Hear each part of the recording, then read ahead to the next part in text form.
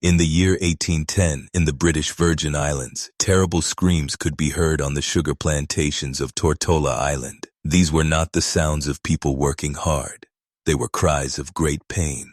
Far away, on a plantation in the mountains, a cruel white man named Arthur William Hodge was hurting a slave in a horrible way. He poured boiling water on the chained person, burning their skin and watching without any kindness. Hodge's plantation became known as the Death Plantation because so many slaves died there. For many years, he hurt and killed hundreds of people without being punished, but in the end, something happened that made him face justice, and it led him to the gallows, where he was finally put to death. To understand the horrors perpetrated by Arthur Hodge, we must comprehend the slavery system in the British Virgin Islands of the early 19th century. These small Caribbean islands formed the heart of a sugar empire that generated immense fortunes for British landowners. Slave labor was the foundation of the entire local economy, and plantation owners wielded absolute power over their human property. Arthur William Hodge was born in the year 1763, son of a planter family established in the islands for several generations. From childhood, he grew up witnessing slaves being treated like animals, whipped, branded with red-hot irons, and sold like cattle. This systematic brutalization shaped his personality from an early age, transforming him into a being without any trace of human empathy. When he assumed control of the family plantation in the decade of 1800, Hodge had already developed a reputation for extreme cruelty, even by the standards of that era. His neighbors, other planters who also owned slaves, began to whisper about the excessive methods employed on his property, in a society where whipping slaves to death was considered normal.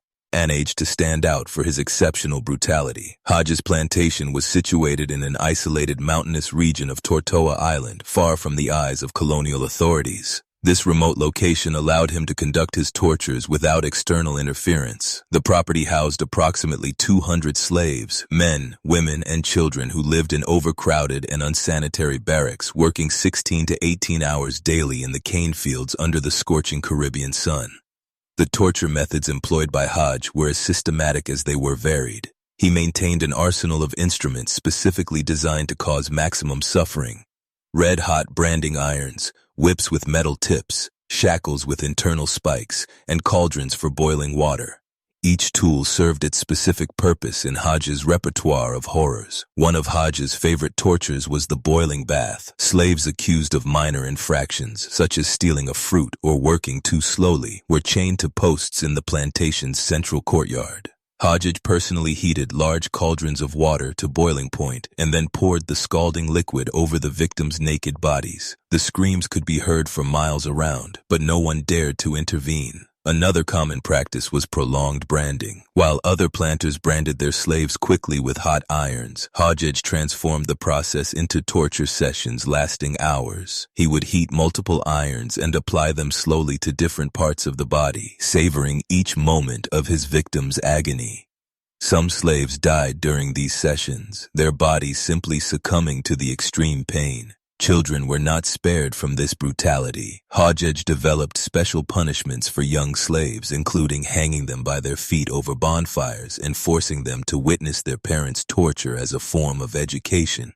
Enslaved mothers were forced to choose between suffering torture themselves or watching their children being brutalized. During the early years of the 19th century, rumors about the atrocities at Hodge's plantation began to spread beyond the island's borders. Sailors docking at Tordo reported horrifying stories told by escaped slaves. Merchants who visited the property returned, disturbed by what they had witnessed. But Hodge's economic power and his position in colonial society protected him from any serious investigation. The situation began to change in the year 189 when a new colonial governor, Hugh Elliot, assumed office in the British Virgin Islands. Elliot was a reformist who had witnessed the horrors of slavery in other colonies and was determined to implement at least some basic regulations to protect slaves from the most extreme abuses. Governor Elliot began receiving formal complaints about Hodge's practices. Escaped slaves who managed to reach the colonial capital bore torture marks so severe they shocked even colonial officials hardened by the routine of slavery. Doctors who examined these victims documented injuries that defied imagination: third-degree burns covering entire bodies, fractured bones left to heal incorrectly, and scars from deliberate mutilations. The case that would finally bring Hodge to trial occurred in the year 1810. A slave named Prosper, accused of stealing a mango from Hodge's tree, was subjected to a particularly brutal torture session. Hodge poured boiling water over the man repeatedly, then applied hot irons to his open wounds and finally whipped him with a metal-tipped lash until he lost consciousness. Prosper survived the initial torture but died 3 days later due to infections resulting from his wounds. His death was witnessed by dozens of other slaves, and this time some found sufficient courage to report the incident to colonial authorities. The fact that a slave had died specifically due to torture rather than normal punishment created a complex legal situation that Governor Eliot could not ignore. For the first time in the history of the British Virgin Islands, a white planter would be formally charged with murdering a slave.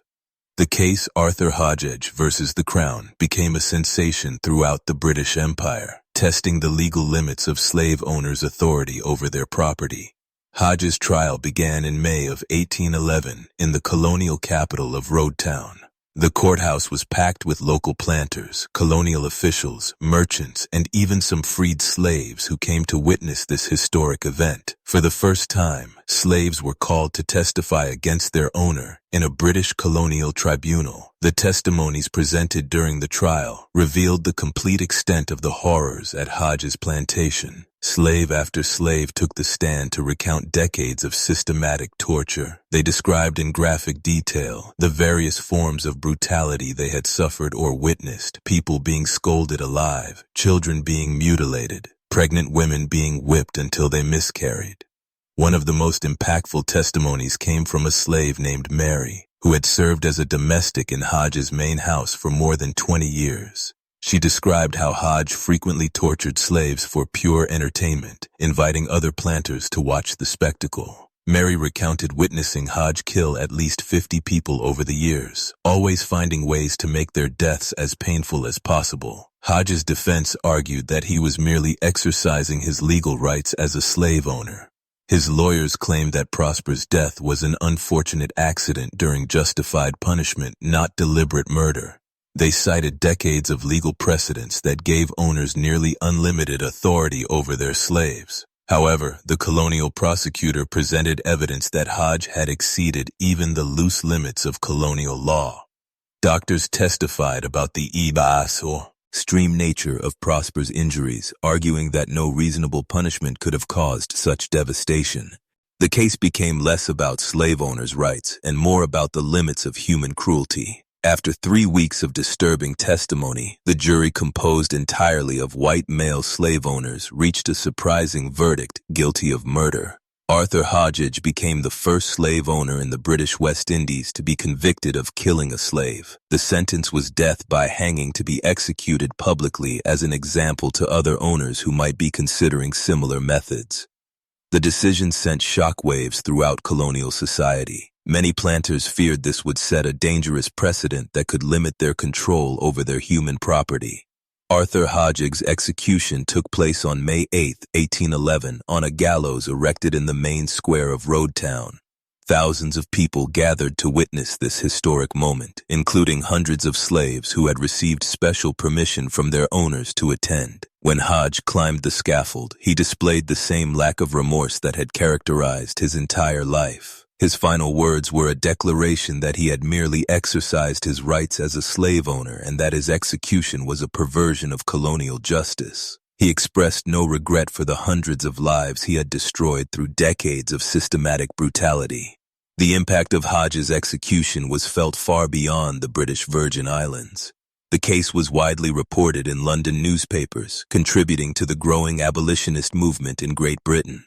Social reformers used the horrifying details of the trial as evidence of the need for fundamental reforms or complete abolition of the slave system in the islands.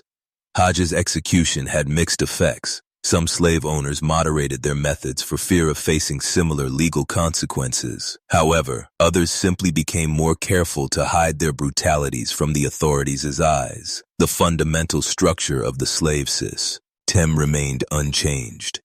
Hodge's plantation was sold after his execution, but its sinister reputation persisted. Local slaves refused to work on the property, claiming it was cursed by the spirits of the dead. Subsequent owners reported difficulties maintaining productive operations on the site, and the plantation was eventually abandoned. Today, more than 200 years later, the ruins of Arthur Hodge's plantation can still be found in Tortola's mountains. Remnants of slave barracks, torture instruments, and even the cauldrons used to boil water remain as silent reminders of one of the darkest pages in British colonial history. The Arthur Hodge case serves as a disturbing reminder of how far human cruelty can extend when a legal and social system permits the complete dehumanization of entire groups of people. Although Hodge was exceptionally brutal, even by the standards of his time, he operated within a system that treated human beings as property and gave owners power of life and death over other human beings. Arthur Hodge's story also illustrates how social and legal changes can occur gradually, even in seemingly intricate systems. His execution, while not ending slavery in the British West Indies, established the precedent that there were limits to acceptable brutality, paving the way for later reforms. The death plantation finally silenced its victims, but their stories echo through the centuries as testimony to human resistance and the eventual arrival of justice, however delayed. Arthur Hodge paid the ultimate price for his atrocities, but the scars he left on an entire community's soul never completely healed.